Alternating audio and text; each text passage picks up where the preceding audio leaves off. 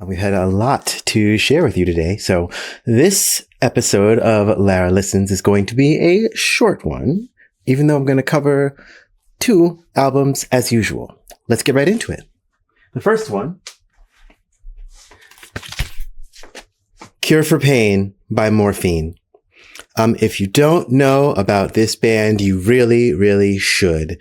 It's saxophone, bass, and drums, and the voice of Mark Sandman, who, by the way, had one of the most, kind of metal, actually, unfortunately died on stage. Just one way to go out. But the main song off this is called Cure for Pain. And it's just a discussion about, the chorus is, one day there'll be a cure for pain, and that's the day I'll throw my drugs away. This one also has songs like, Buena, Thursday, which is a song that you may have heard. I think that one was like moderately popular for a period of time. We used to meet every Thursday in the afternoon. Like that, it's an infidelity song, basically. But it is very, very great musical storytelling, and other great songs and just great lines. It's very sexy, very, very heartfelt. He describes someone as, says she had black hair like ravens crawling over her shoulder all the way down. Lovely. Highly recommendable. Highly recommendable. Now, for the next one, don't overthink it, babes. Don't overthink it. Bad by Michael fucking Jackson. The Michael Jackson. Put some respect on MJ's fucking name. Okay.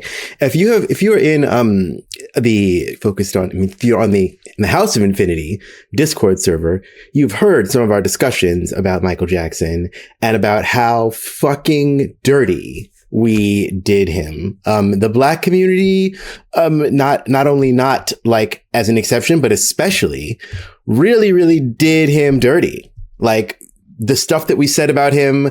And really what the case was is that, he had vitiligo, and he was rapidly undergoing deterioration, and it was ableism that and also, to the defense of everyone, there wasn't the internet.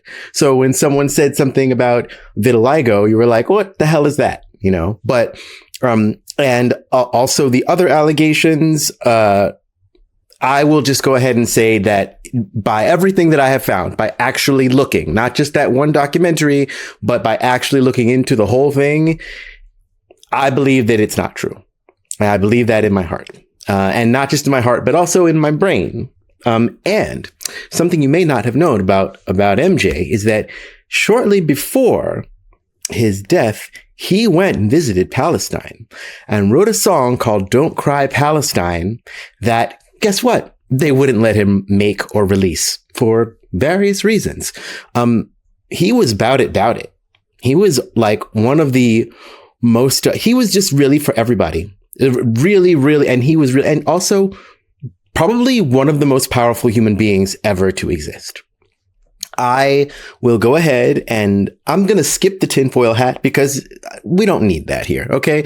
I don't think that his death was entirely an accident, at least not entirely. And I don't think it was at all, because he had too much power and was acquiring more power and got into it with Tommy Mottola, Sony.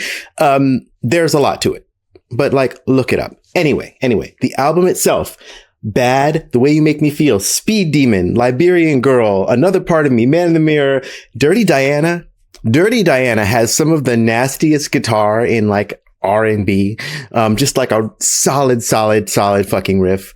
And of course, Smooth Criminal. I mean, all of those songs being on this one album, this man was famous in the kind of way that I think no one has ever been before and will ever be again. It was like, you can watch videos of people they would just see him and they would just pass out.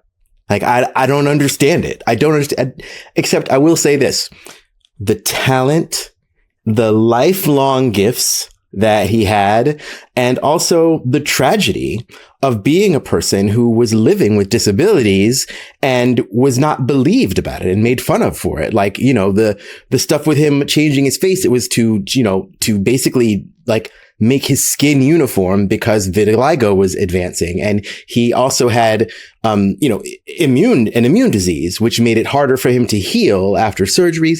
That time when he got set on fire burned a bunch of his hair out. And he had to, and that's when he started wearing wigs and hats. And the way that his appearance changed, that people made fun of him for, was basically him trying to respond in real time to being one of the most visible humans on the planet. And also, like, obviously having, you know, issues with becoming disfigured in ways like that there's just so much. There's just so much to his life. But anyway, this album, let me tell you, just do yourself a favor and listen to it start to end. And I'm going to give you all a bonus.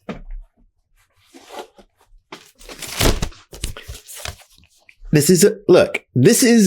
have listened to this album. When I say every year of my life, I mean literally every single year of my entire life. My mother used to own a record store, and during the holidays would play this. It's the South Soul Orchestra. They make like a bunch of different kinds of music, and it's usually just like dance music. And this is, listen, if you find Christmas Jollies. I don't care what you think about Christmas music. Otherwise, it's disco at its apex. And like, listen, you're trying to shake your jingle bells around the house. You're going to shake your jingle bells. Okay. You're going to shake your jingle bells all around the house. It's going to be great. You're going to love it. And again, don't overthink it. Just have fun with it. Just have fun with it. Okay. You know how I feel about the way that Christmas is taking. We don't have to talk about that, right? You can just shake your ass a little bit. Or a lot, actually. Highly recommended. Good stuff. Now, without further ado, we're going to go straight into our next segment.